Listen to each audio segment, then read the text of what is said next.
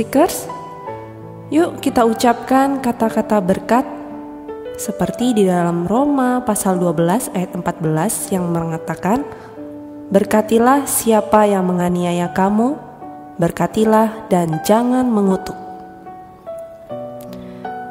Seekers, bila ada orang yang mencaci makimu, tidak perlu balas mencaci maki mereka. Sebaliknya, berkatilah mereka. Dulu, ada seorang anak laki-laki yang tinggal bersama ayahnya di tengah hutan. Ayah itu mempekerjakan anaknya dengan sangat berat, dari matahari terbit sampai matahari terbenam. Dan setiap malam, anak itu selalu mendengar ayahnya berkata, malangnya aku. Aku akan mati penasaran karena punya anak laki-laki yang tolol dan sama sekali tidak berguna. Sesungguhnya anak laki-laki itu sama sekali tidak tolol. Ia malah terlihat sangat dewasa dan matang. Ia juga punya hati yang sangat dermawan. Suatu hari, setelah membantu seorang janda tua memotong kayu, ia hendak berjalan pulang. Tetapi janda itu meletakkan tangannya di atas kepala anak itu dan berkata, kamu memancarkan kemuliaan Tuhan.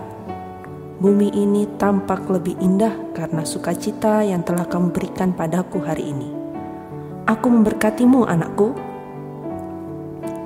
Malam itu juga, anak laki-laki itu memutuskan bahwa apapun yang terjadi, ia akan menjadi orang yang selalu memberkati orang lain, dan itulah yang ia lakukan. Kemudian ia meninggalkan hutan dan membangun rumah di sebuah padang rumput. Tak lama kemudian, ia berkeluarga dan mempunyai beberapa anak. Setiap malam, ia berdoa agar Tuhan melembutkan hati ayahnya. Ia tidak mau menemui ayahnya karena ia selalu dihantui kutukan-kutukan ayahnya itu. Lalu, suatu malam, ada pengemis buta yang mengetuk pintu rumahnya. Ketika melihat pengemis buta itu, ia segera mengenalinya.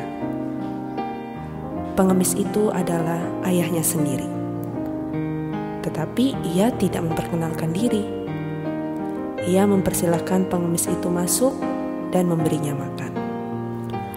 Pengemis buta itu bercerita mengenai anak laki-lakinya yang telah meninggalkannya, lalu bagaimana ia kehilangan penglihatannya dan bagaimana ia akhirnya terpaksa mengemis.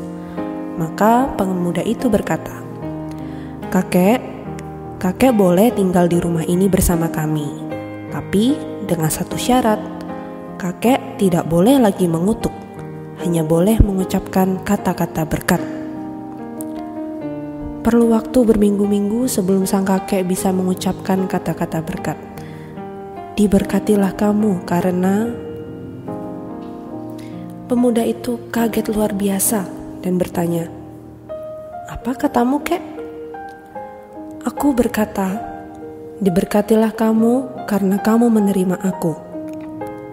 Aku harap anak laki-lakiku bisa berubah sepertimu. Tetapi ia benar-benar tolol dan stop, kata pemuda itu. Kakek hanya boleh memberkati. Semakin hari, sang kakek semakin sering memberkati. Dan semakin hari, wajahnya semakin berseri-seri. Hatinya pun semakin lembut, sehingga dia bisa menerima Tuhan sebagai juru selamatnya. Ia mengalami sukacita yang belum pernah dirasakan sebelumnya. Maka keluarga itu hidup dengan bahagia bersama kakek itu selama bertahun-tahun, hingga suatu hari kakek itu jatuh sakit dan hampir meninggal. Ia berkata, aku sangat ingin bertemu dengan anak laki-lakiku sekali saja untuk memberinya berkat.